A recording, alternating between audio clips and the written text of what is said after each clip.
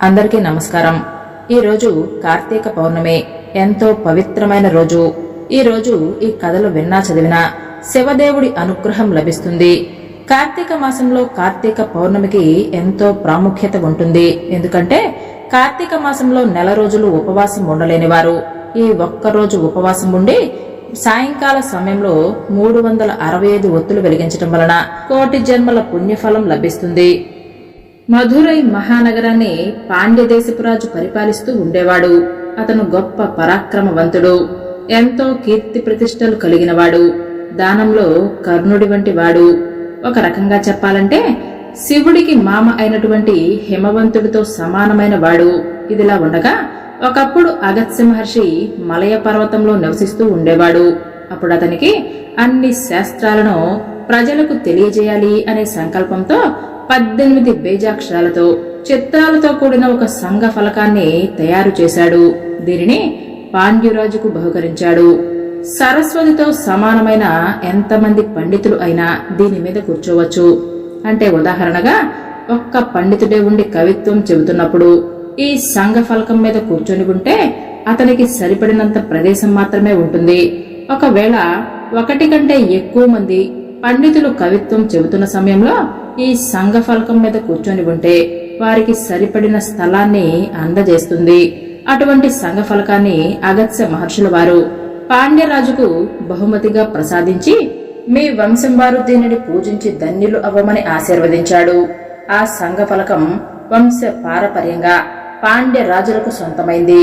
తరువాత కలియుగంలో ఆ పాండ్య వంశానికి చెందిన మహారాజు భూమిని పరిపాలిస్తూ ఉన్నాడు.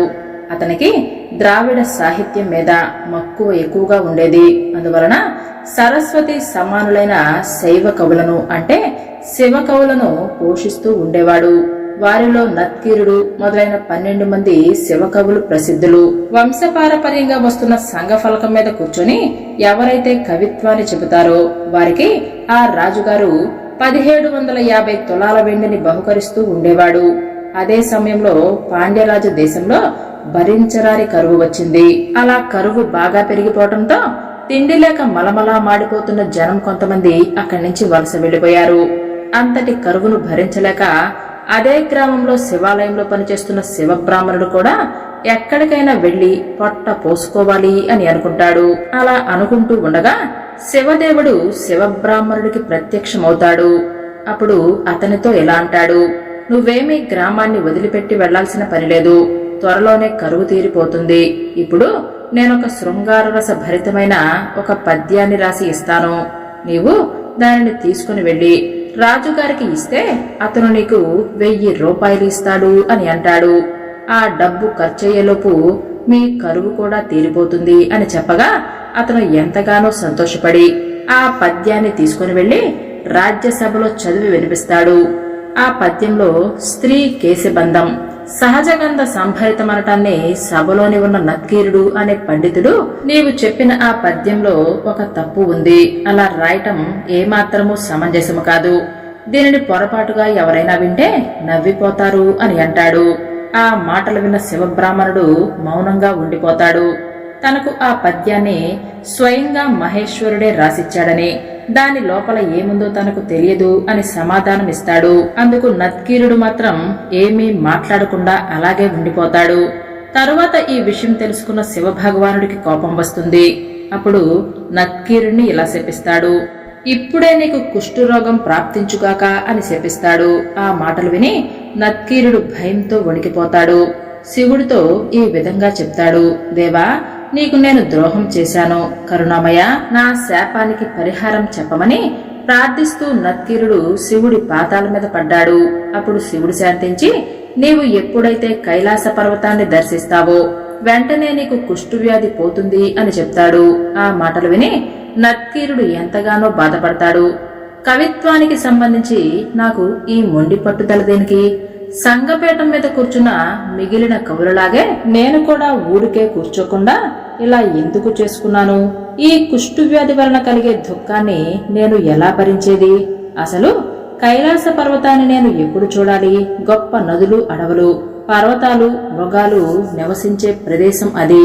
వీటన్నిటినీ దాటుకుని నేను కైలాసాన్ని ఏ విధంగా చేరుకోగలను? అటువంటి దారులలో వెళ్లటం సాధ్యమేనా అని అనుకుంటాడు.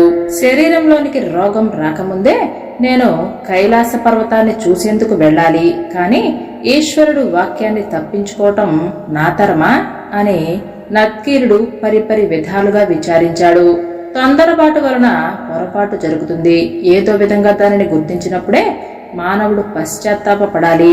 ఆ సమస్యకు పరిష్కార మార్గాన్ని అన్వేషించాలి. తర్వాత కొద్ది కాలానికి కైలాస పర్వతాన్ని దర్శించాలి అని అనుకుని నత్కీరుడు మదురై నుంచి బయలుదేరతాడు. దారిలో కనిపించే పుణ్యక్షేత్రాలను, అక్కడి దేవతలను దర్శించుకుంటూ వెళ్లాడు. కాశీ నుంచి ఉత్తరాభిముఖంగా కైలాసం వైపు పయనించాడు. కొన్ని మజిలీలు మెల్లగా నడిచాడు. నడవటానికి కూడా శక్తి లేకపోవడంతో నడుం పట్టుకొని నిలబడ్డాడు. మెల్లగా అడుగులు వేశాడు.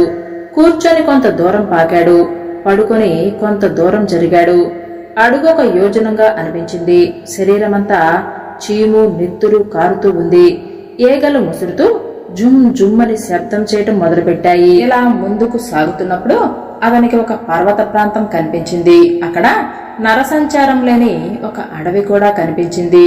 అప్పుడు నత్కీరుడికి ఎటువైపుకు వెళ్లాలో తోచలేదు. అతను ఆలోచనలో పడ్డాడు. ఆ అడవి మధ్యలో నత్కీరుడికి ఒక తామర కొలను కనిపించింది. ఆ కొలను సమీపంలోనే ఒక పెద్ద మర్రి చెట్టు అతని కంటపడింది.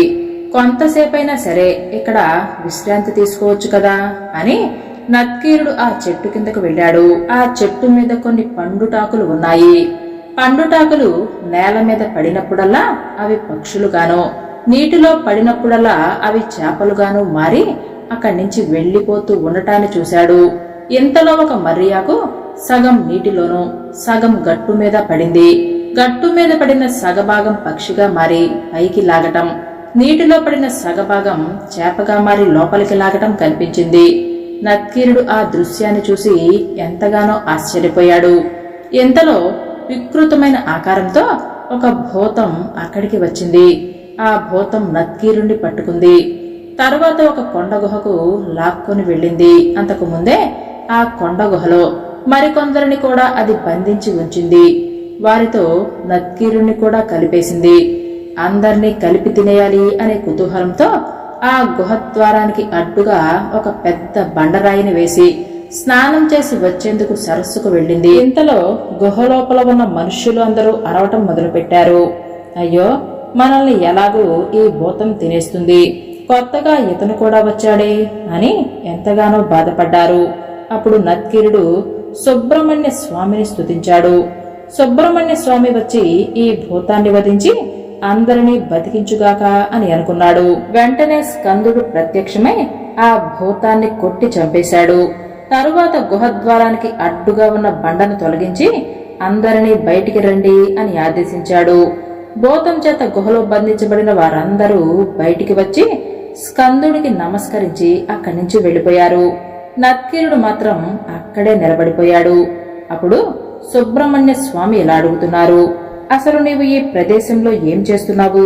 అసలు ఇక్కడికి ఎందుకు వచ్చావు అని అడగగా, ఓ దయ్యామయ్య, నీ దయ ఉంటే చాలు, ఎలాంటి కష్టాలు అయినా పటాపంచలు అయిపోతాయి. నేనొక అపరాధం చేయగా కుష్ఠవ్యాధి గ్రస్తుడివి కమ్మని పరమేశ్వరుడే సాక్షాత్తు శపించాడు.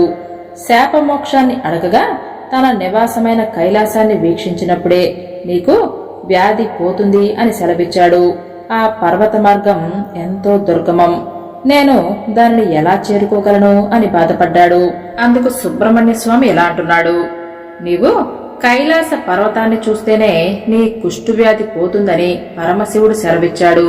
అయితే ఉత్తర కైలాసం హిమాలయ పర్వతాలలో ఉంది, కాని దక్షిణ కైలాసం శ్రీ కాళహస్తిలో ఉంది. నీవు కాళహస్తికి వెళ్లి శివుణ్ణి దర్శించుకోవటం వలన నీ వ్యాధి పోతుంది కదా అని తగిన ఉపాయాన్ని ఆలోచించాడు. వెంటనే పక్కనే ఉన్న తటాకంలో స్నానం చేస్తే కైలాసగిరి కనిపిస్తుందని కుమారస్వామి నత్కీరుడికి సూచించాడు. వెంటనే నత్కీరుడు ఎంతగానో సంతోషించి అతని ఆదేశానుసారం దగ్గరలోనే ఉన్న సరస్సులో మునిగాడు. అలా మునిగి తలను పైకెత్తి చూడగానే నత్కీరుడికి స్వర్ణముఖి నదీ తీరంలోనే శ్రీ కాళహస్తి పర్వతం కనిపించింది. ఆ పర్వతాన్ని చూసిన వెంటనే అతని కుష్ఠవ్యాధి మటుమాయం అయిపోతుంది. ఆ తమిళ కవి ఆనందానికి అవధులు లేకుండా పోయాయి. అతను మళ్లీ ఆ ఉత్తర వాహినిలో స్నానం చేశాడు. శ్రీ కాళహస్తీశ్వరుని ఎంతగానో సేవించాడు. 100 తమిళ పద్యాలతో స్వామిని అర్చించాడు. నత్కీరుడు చెప్పిన 100 తమిళ పద్యాలను విని శ్రీ కాళహస్తీశ్వరుడు ప్రసన్నుడయ్యి ప్రత్యక్షమయ్యాడు. ఓ సాహిత్య సంపన్న, నీకేం వరం కావాలో కోరుకో అని ఆదేశించాడు. తన కళ్ళెదుట ప్రత్యక్షమైన తేజోమూర్తికి నత్కీరుడు అనేక సార్లు అభివందనం చేశాడు. దుఃఖ నిలయమైన సంసారాన్ని పరిత్యజిస్తే ఏ సుఖం కలుగుతుందో దయచేసి నన్ను ఆ సుఖంలో చేర్చు, నేను కృతార్థుడిని అవుతాను అని నత్కీరుడు శివుణ్ణి ప్రార్థించాడు. అందుకు పరమేశ్వరుడు అంగీకరించి నత్కీరుడికి సాహిత్యాన్ని ప్రసాదించాడు. భారతదేశంలో సుప్రసిద్ధమైన శైవ క్షేత్రాలలో శ్రీ కాళహస్తీశ్వర దేవాలయం ఒకటి. ఇది వాయులింగ క్షేత్రము. ఈ క్షేత్రాన్ని దక్షిణ కైలాసమని, భాస్కర క్షేత్రమని, శివనందైక నిలయము అని మన స్థల పురాణాలలో చెప్పబడింది. ఇక్కడ ఈ శివలింగాన్ని పూజించి సాలెపురుగు, కృష్ణ సర్పము, ఏనుగు మోక్షాన్ని పొందాయి. అందువలన దీనికి శ్రీ కాళహస్తి అనే పేరు వచ్చింది. తెన్నడు అనే బోయవాడు శివుడికి తన కన్నునిచ్చి భక్త కర్ణప్పగా ప్రసిద్ధి చెందాడు. ఈ కాళహస్తి క్షేత్రాన్ని దర్శించిన జగద్గురువు అయిన ఆదిశంకరాచార్యుల వారు తెన్నని భక్తి గురించి తెలుసుకుని ఆశ్చర్యచకితులు అయ్యారు. ఒకప్పుడు బ్రహ్మదేవుడు ఎంతగానో కష్టపడి సృష్టి కార్యాన్ని కొనసాగిస్తున్నాడు. విశ్వకర్మ కుమారుడైన ఊర్ణనాభుడు తనని గమనించాడు. బ్రహ్మలాగే తాను కూడా సృష్టించాలి అని అనుకుని ఎంతగానో ముచ్చటపడ్డాడు. తరువాత ఎంతో నేర్పుతో ప్రతిగా సృష్టి చేశాడు. అప్పుడు బ్రహ్మకు కోపం వచ్చింది. వెంటనే అతని నోటి నుంచి శాపం వచ్చింది. ఊర్ణనాభుడు అనే పేరుకు తగ్గట్టుగానే ఊర్ణనాభంగా అంటే సాలెపురుగుగా జన్మించమని అతనికి శాపాన్ని ఇచ్చాడు.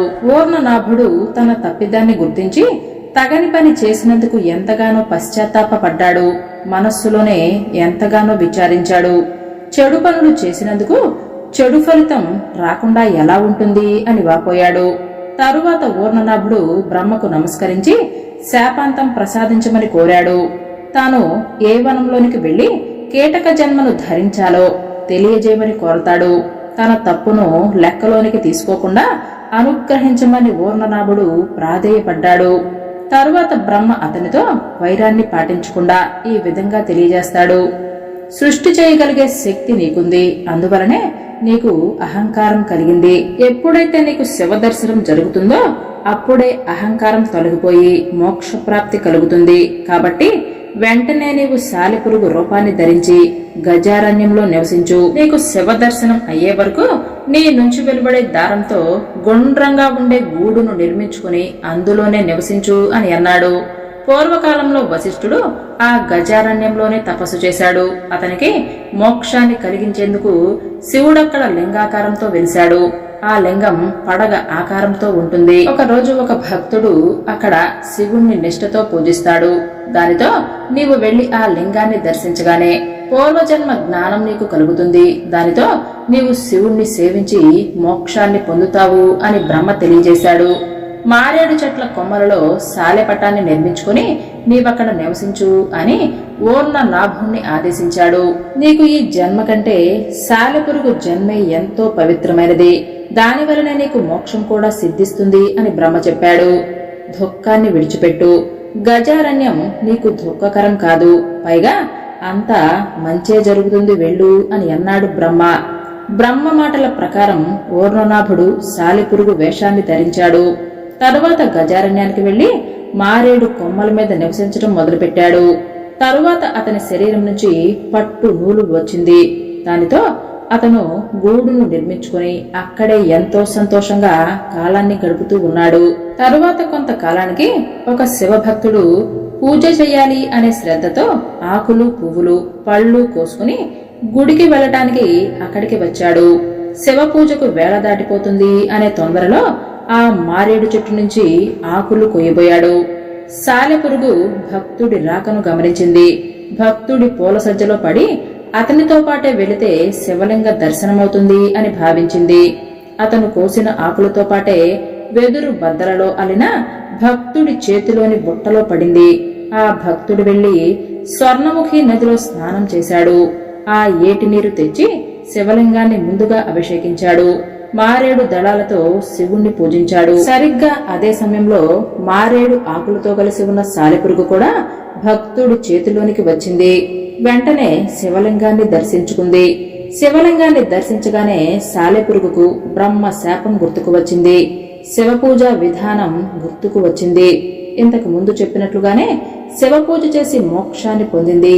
దేవశిల్పి అయిన విశ్వకర్మ కుమారుడే ఓర్ణనాభుడు. తండ్రి భవనాలను నిర్మించటంలో నైపుణ్యం కలిగినవాడు. ఆ నైపుణ్యమే బహుశా అతనికి కూడా వచ్చి ఉండవచ్చు. అయితే అతనికి అహంకారంతో కలిసి రావటం వలనే అలా కొంప ముంచింది. ఏ రూపంగా కాని అహంకారం రాకుండా ప్రతివారు జాగ్రత్తగా ఉండాలి.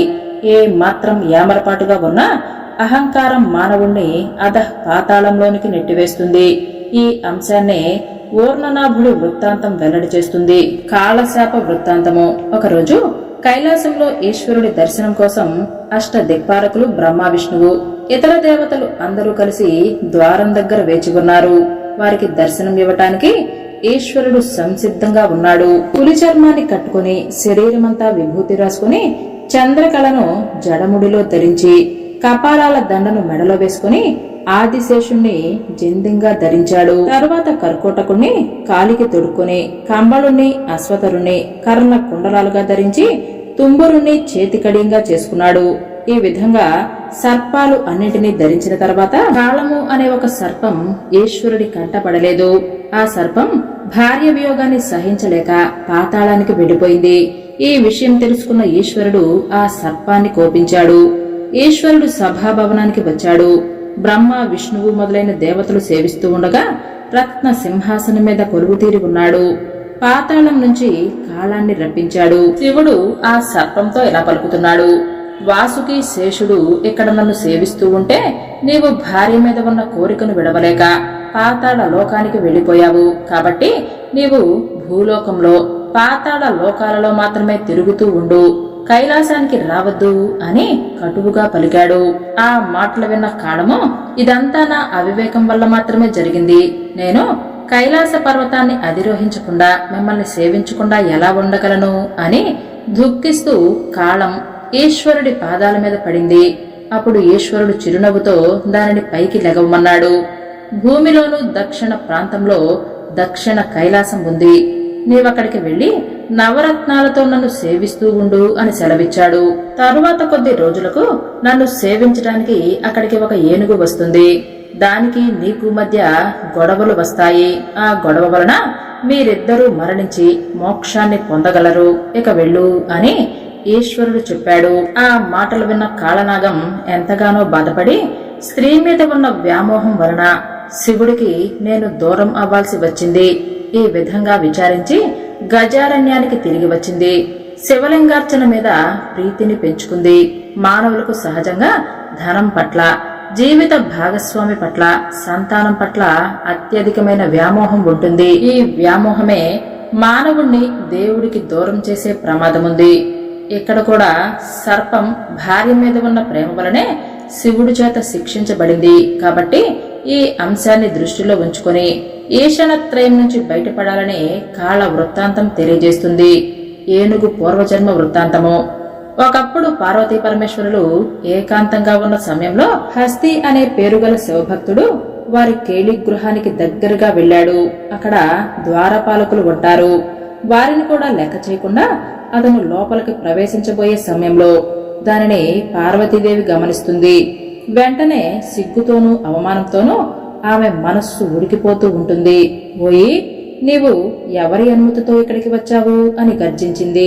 వెంటనే హస్తివి కమ్మని శపించింది. ఆ మాటలు విని హస్తి గజగజ వణికిపోయాడు. అమ్మా, నేను పెద్ద తప్పు చేశాను, నా తప్పును క్షమించు అని పాదాభివందనం చేశాడు. ఆ తరువాత పార్వతీదేవి, నా మాట అసత్యం కాదు, అయినా నీవు భయపడాల్సిన పనిలేదు. త్రేతాయుగంలో నీకు మోక్షం తప్పకుండా లభిస్తుంది. గజారణ్యంలో సర్పరూప లింగాకారంలో శివుడు వెలిసి ఉన్నాడు. నీవక్కడికి వెళ్లి ఆయనను సేవించు. నీవు శివుణ్ణి పూజిస్తున్న సమయంలో నీకు ఆ నాగుపాముకు మధ్య గొడవలు వస్తాయి. దాని వలన నీ వలన ఆ సర్పము మరణించబడతాయి, తరువాత మీకు మోక్షప్రాప్తి కలుగుతుంది అనే వరాలను ఇస్తుంది. వెంటనే హస్తి మదించిన ఏనుగు అవుతాడు. తరువాత గజారణ్యానికి వెళ్ళాడు. అది త్రేతాయుగం ముగిసే సమయము. ఒక కృష్ణ సర్పము పాతాళ లోకం నుంచి మాణిక్యాలను తీసుకుని వచ్చి ప్రతిరోజు ఉదయము వాటితో శివుణ్ణి పూజిస్తూ ఉండేది. ద్వాపరయుగ ప్రారంభంలో ఒక ఏనుగు కూడా శివుణ్ణి సేవించడానికి అక్కడికి వచ్చింది. తరువాత స్వర్ణముఖి నదిలో స్నానం చేసింది. అదే ప్రాంతంలో పూజా ద్రవ్యాలను సమకూర్చుకుంది. అంతకు ముందు సర్పం పూజ చేసి వెళ్లిపోయిన తర్వాత పూజా ద్రవ్యాలను తొలగించింది. తొండంతో తాను తెచ్చిన నీటితో శివుడికి అభిషేకం చేసింది. తాను సేకరించి తెచ్చిన మారేడు కొమ్మలు, తామర పూలు, తెల్ల కలువలు మొదలైన వాటితో శివుణ్ణి భక్తి శ్రద్ధలతో పూజించింది. మరుసటి రోజు ఉదయమే శివుణ్ణి సేవించడానికి అక్కడికి సర్పం కూడా వచ్చింది. దేవుణ్ణి సమీపించి చూడగా అంతకు ముందు రోజు ఏనుగు చేసి వెళ్లిన పూజా వస్తువులు కనిపించాయి. వాటిని చూసి సర్పం ఎంతగానో బాధపడింది. తరువాత ఏనుగు శివుడి మీద ఉంచి వెళ్లిన పూజా సామగ్రిని మొత్తం పాము తొలగించింది. మునుపటిలాగానే మణులతో శివుణ్ణి పూజించడం మొదలుపెట్టింది. శివ పూజ తర్వాత ఆ పాము అక్కడి నుంచి వెళ్లిపోయింది. తరువాత ఏనుగు పూజకు మరలా వచ్చింది. మణులతో కప్పబడిన శివుని చూసింది. ఎవడో శివుడికి తగని పూజ చేశాడు. ఎంత తెలివి తక్కువ వారైనా సరే శివుడి మీద రంగురాళ్లను ఉంచి పూజ చేస్తారా అని ఎంతగానో బాధపడుతుంది. ఏనుగు వాటిని తొలగించి మునుపటిలాగే శివ పూజ చేసి అడవిలోనికి వెళ్లిపోయింది. మరుసటి రోజు ఉదయాన్నే మరలా సర్పం వచ్చింది. మారేడు కొమ్మలతోనూ పద్మాలతోనూ కప్పబడి ఉన్న శివలింగాన్ని చూసింది. మరలా ఎంతగానో బాధపడింది. ఎవరో కావాలనే నా పూజను నాశనం చేస్తున్నారు, వారిని ఎలాగైనా పట్టుకోవాలి. రేపు కూడా ఇదే విధంగా జరిగితే తరువాత కర్తవ్యం ఏమిటో ఆలోచించుకోవచ్చు అని అనుకుని ఆ రోజుకు అక్కడి నుంచి వెళ్లిపోయింది. మరుసటి రోజు ఉదయమే పాము అక్కడికి వచ్చి చూసింది. తరువాత అదే దృశ్యం కనిపించింది. తనలో తాను ఎలా అనుకుంటుంది, ఎక్కడి దుర్మార్గుడో ఏంటో శివుడికి నేను చేసిన రత్నాల పూజను పాడు చేస్తున్నాడు. ఆ మణులు అన్నింటినీ చిందరవందర చేశాడు. ఏవో మారేడు కొమ్మలు, కాడలతో కూడిన తామర పువ్వులను తీసుకుని వచ్చి శివుడి మీద పెడుతున్నాడు. ఇంత జరుగుతున్నా కూడా శివుడు మాత్రం ఊరికే ఉన్నాడు. ఆహా, దేవుడు కూడా పగవారి పక్షంలోనే చేరిపోయాడు అని ఎంతగానో బాధపడింది ఆ పాము. పాము అలా చాలాసేపు దుఃఖించింది. చివరికి మనస్సును గట్టి చేసుకుని రోజులాగానే శివుణ్ణి పూజించి తన నివాసానికి తిరిగి వెళ్లిపోయింది. పాతాళ లోకానికి వెళ్లినప్పటికీ పాము తన బాధను మర్చిపోలేకపోయింది. ప్రతిరోజు భార్యతో కలిసి విహరించేది. ఆ రోజు మాత్రం విహరించకుండా బాధతో అలాగే ఉండిపోయింది. ఇదిలా ఉండగా అక్కడ ఏనుగు కూడా ప్రతిరోజు తను చేస్తున్న పూజను నాశనం చేస్తున్నందుకు తాను కూడా ఎంతగానో బాధపడుతుంది. ఏనుగు మళ్లీ అడవికి వెళ్ళింది. యథాప్రకారంగానే మారేడు ఆకులను, తామర పువ్వులను తీసుకుని శివలింగం దగ్గరికి వచ్చింది. వాటిని కింద ఉంచింది. కిందటి రోజు తాను శివుడికి సమర్పించిన మారేడు కొమ్మలను, తామర కాడలను తొలగించేందుకు తొండం చాచింది. అదే అదునుగా భావించి చిన్న ఆకారంలో ఉన్న పాము ఏనుగు తొండంలోనికి ప్రవేశించింది. కుంభస్థలానికి పాకింది. ఏనుగు ఆ బాధను భరించలేకపోయింది. భయంకరంగా ఘేంకరించటం మొదలుపెట్టింది. తరువాత ఏనుగు స్వర్ణముఖి నదిలోనికి దిగి తొండంతో పూర్తిగా నీళ్లను పీల్చుకుని ఆకాశంలోనికి ఎగజిమ్మింది.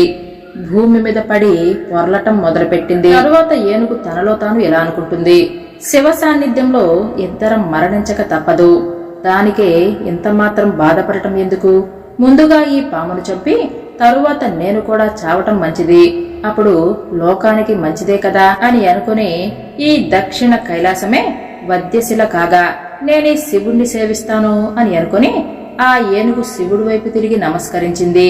పాము ఎక్కడ తప్పించుకుంటుందో అని అనుకుని తొండాన్ని గట్టిగా చుట్టుకుంటుంది.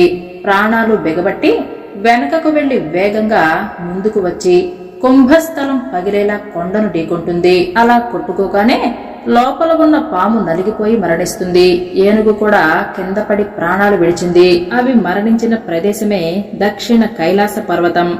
దాని పక్కనే ఆనుకుని ఉన్న స్వర్ణముఖి నదీ మహిమ వలన అవి రెండు శివుడి ప్రమదగణాల రూపాన్ని ధరించి లేచాయి. ఒకవైపు బ్రహ్మాది దేవతలు సేవిస్తూ ఉండగా వృషభ వాహనుడైన శివుడు పార్వతీ సమేతంగా అక్కడ ప్రత్యక్షమయ్యాడు. మీ కోరికలేవో తెలియజేయండి అని వారిని ప్రశ్నించాడు. వారు శివుడికి నమస్కరించి స్తోత్రం చేశారు. ఓ పరమేశ్వర, మేము ఈ సంసార సముద్రంలో పడి ఈది శరీరాల మీద ఆశలు పోక ఈ మహాసముద్రంలోనే తేలుతూ మునుగుతూ శరీరాలను విడిచిపెట్టేటప్పుడు కోట్ల కొలది సంఖ్యలో ఎంతగానో బాధపడ్డాము. అశాశ్వతమైన సౌఖ్యాలు చాలు, నిత్య సౌఖ్యాన్ని ప్రసాదించు, మమ్మల్ని రక్షించు అని వారిద్దరూ ప్రార్థించారు. ఈశ్వరుడు వారిద్దరిని దగ్గరకు రమ్మని పిలిచాడు. దగ్గరలో ఉన్న దేవతలకు సైతం ఆశ్చర్యం కలిగే విధంగా వారికి శివ సాయుధ్యాన్ని ప్రసాదించాడు. తరువాత శివుడు పార్వతీ సమేతంగా అక్కడ శివలింగంలోనికి ప్రవేశించాడు. శ్రీకి కాళానికి హస్తికి మోక్షాన్ని ప్రసాదించటం వలన అప్పటినుంచి ఆ లింగ స్వరూపుడు శ్రీ కాళహస్తీశ్వరుడుగా ప్రసిద్ధి చెందాడు. ఒకప్పుడు అర్జునుడు పాశుపతాస్త్రాన్ని పొందటానికి శివుడి గురించి ఘోరమైన తపస్సు చేస్తూ ఉన్నాడు. అప్పుడక్కడికి ముఖాసురుడు అనే రాక్షసుడు పంది కాగా ఈశ్వరుడు కిరాత రూపాన్ని ధరించి అర్జునుడు ఉన్న ఆశ్రమంలోనికి ప్రవేశించారు. వెంటనే ఆ పంది అర్జునుడు తపస్సు చేసుకుంటున్న మధ్య భాగానికి వెళ్ళింది. మునులు బాధపడే విధంగా అక్కడ అలజడిని సృష్టించింది. అర్జునుడు అక్కడున్న మునులను మీరేమీ భయపడవద్దు అని ఓదార్చాడు. తరువాత వరాహాన్ని సమీపించాడు. అక్షయ తూణీరంలోని బాణంతో ఆ పందిని కొట్టాడు. అప్పుడే ఈశ్వరుడు కూడా మరొక బాణంతో ఆ పందిని కొట్టాడు. 2 బాణాలు వరాహానికి గుచ్చుకున్నాయి. అది 2 వైపులకు గిరగిరా తిరిగింది. అప్పుడు ఒకే సమయంలో కిరాతక రూపంలో ఉన్న శివుడు, అర్జునుడు ఒకేసారి ఆ వరాహాన్ని సమీపించారు. అది పర్వతంలా నేల మీద పడింది. వరాహాన్ని నేను ముందు కొట్టానని ఈశ్వరుడు, నేను ముందు కొట్టానని అర్జునుడు తగాదా పడతారు. అది యుద్ధానికి దారితీసింది. శివార్జునులు ఇద్దరు ప్రచండ యుద్ధం చేస్తారు. కిరాతుడు రూపంలో ఉంది ఈశ్వరుడే అని తెలియక అర్జునుడు కూడా విజృంభిస్తాడు. తాను ఈశ్వరుడు అనే జ్ఞానం అర్జునుడికి లేకపోవటం పసిగట్టిన ఈశ్వరుడు కనుకట్టు విద్య చేశాడు. శివుడు అర్జునుడి అక్షయ తుణీరంలోని బాణాలను మాయం చేశాడు. అప్పుడు అర్జునుడు ఆశ్చర్యపోయాడు. అయినా తమాయించుకుని తన వింటితో ఈశ్వరుడి తల మీద గట్టిగా కొట్టాడు. ఈశ్వరుడు కూడా తన వింటితో అర్జునుని బలంగా కొట్టాడు. శివార్జునులు ఇద్దరు తరువాత మల్లయుద్ధం చేశారు. తరువాత శివుడు తన వీరత్వాన్ని పెంచుకుని యుద్ధం చేసినప్పటికీ అర్జునుడు మాత్రం భయపడకుండా అతనితోనే పోరాడాడు. అర్జునుడి ధైర్యాన్ని చూసి శివుడు ఎంతగానో సంతోషించాడు. వెంటనే ప్రసన్నుడై నంది వాహనుడై పార్వతితో సహా ప్రత్యక్షమయ్యాడు. దేవతలు జయ జయ ధ్వానాలు చేస్తూ ఉండగా, అప్సరసలు గానం చేస్తూ ఉండగా దేవతలు అందరూ కలిసి పూలవర్షం కురిపించారు. అప్పుడు అర్జునుని నీకు ఏం వరం కావాలో కోరుకో అని అంటారు. అప్పుడు అర్జునుడు ఎంతగానో సంతోషించి శివుడికి సాష్టాంగ నమస్కారం చేశాడు. తన అజ్ఞానాన్ని క్షమించమని కోరుకుంటాడు. పాశుపతాన్ని ప్రసాదించమని అర్జునుడు ప్రార్థించాడు. పాశుపతం మాత్రమే కాకుండా తనకు మోక్షాన్ని కూడా ప్రసాదించమని అర్జునుడు శివుణ్ణి ఎంతగానో ప్రాధేయపడతాడు. అప్పుడు శివుడు నీవు మోక్షాన్ని పొందావు కాబట్టి ఈ జన్మలో నీకు మోక్షం సిద్ధించదు. తరువాత జన్మలో కూడా నీవు ఒక కిరాతుడుగా పుడతావు. పర్వత అరణ్యాలలో వేటకు వెళతావు.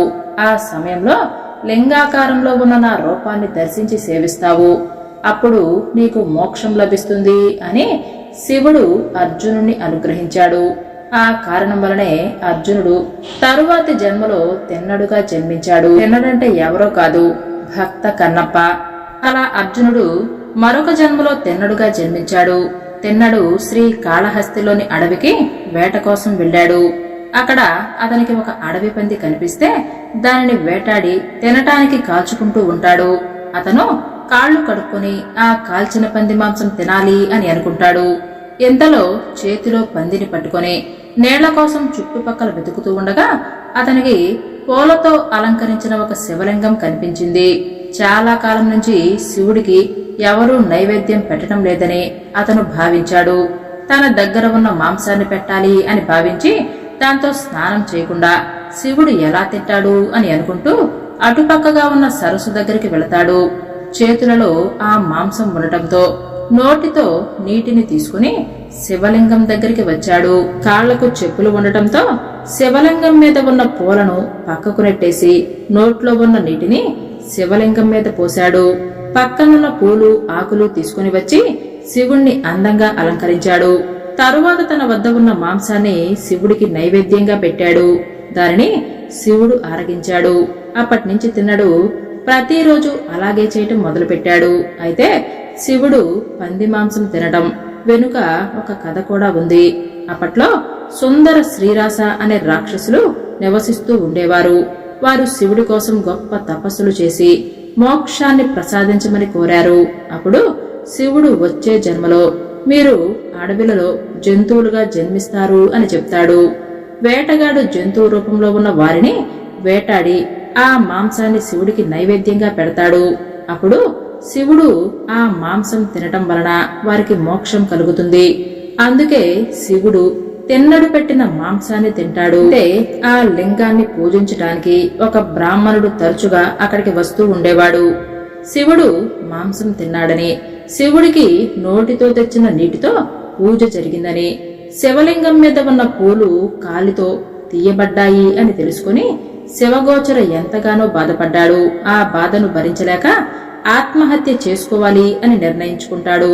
తన తలను శివలింగానికి కొట్టుకోవటం మొదలుపెట్టాడు. అప్పుడు శివలింగం నుంచి అశరీరవాణి ఇలా పలుకుతుంది: ఓ బ్రాహ్మణుడా, నీవు అంతగా చింతించాల్సిన పనిలేదు. కాసేపు నువ్వలా దాక్కొని వేచి చూడు అని ఒక మాట వినిపిస్తుంది. ఆ మాటలు విన్న శివగోచర శివలింగం వెనక్కు వెళ్లి దాక్కుంటాడు. తరువాత కొద్దిసేపటికి రోజూ లాగానే చేతిలో మాంసం, నోట్లో నీళ్లు మరియు పూలతో వచ్చాడు. పూలతో అలంకరించిన తర్వాత తాను తీసుకుని వచ్చిన మాంసాన్ని శివుడికి నైవేద్యంగా పెట్టాడు. అయితే ఆ రోజు శివుడు మాత్రం ఆ మాంసాన్ని ఆరగించడు.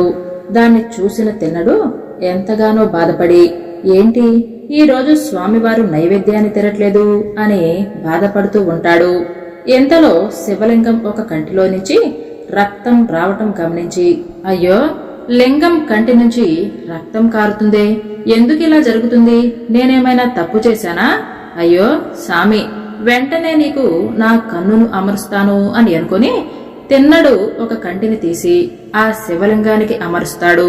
వెంటనే మరొక కంటి నుంచి కూడా రక్తం రావటం మొదలు పెడుతుంది. అప్పుడు తిన్నడు తన రెండవ కంటిని కూడా తీయటానికి సిద్ధమయ్యాడు. వెంటనే అతనికి ఒక ఆలోచన వస్తుంది. నేను రెండవ కన్నును తీయగానే నాకు కళ్ళు కనపడకుండా పోతాయి. అప్పుడు నేను శివుడికి సరిగ్గా కన్నును పెట్టలేను. ఇప్పుడు ఏం చెయ్యాలి అని బాగా ఆలోచించి ముందుగా తన కాలిని రక్తం కారుతున్న శివలింగం రెండవ కన్ను దగ్గర ఉంచి తన రెండవ కంటిని పేకబోతూ ఉండగా అతని భక్తికి మెచ్చిన శివుడు ప్రత్యక్షమై తెన్నడికి కంటిని తిరిగి ఇచ్చి చూపును ప్రసాదించాడు. ఇక్కడ జరుగుతున్నది మొత్తం శివలింగం వెనక నుండి గమనిస్తున్న శివగోచర చూసి ఆశ్చర్యపోయాడు. అతను ఎంత గొప్ప భక్తుడు అని తెలుసుకున్నాడు. అలా తిన్నడు భక్త కన్నప్పగా మారిపోయాడు. కన్నప్ప అంటే తన కంటిని వేరొకరికి దానం చేసినవాడు అని అర్థము. శివభక్తుల కథ విన్నా చదివినా శివానుగ్రహం లభిస్తుంది.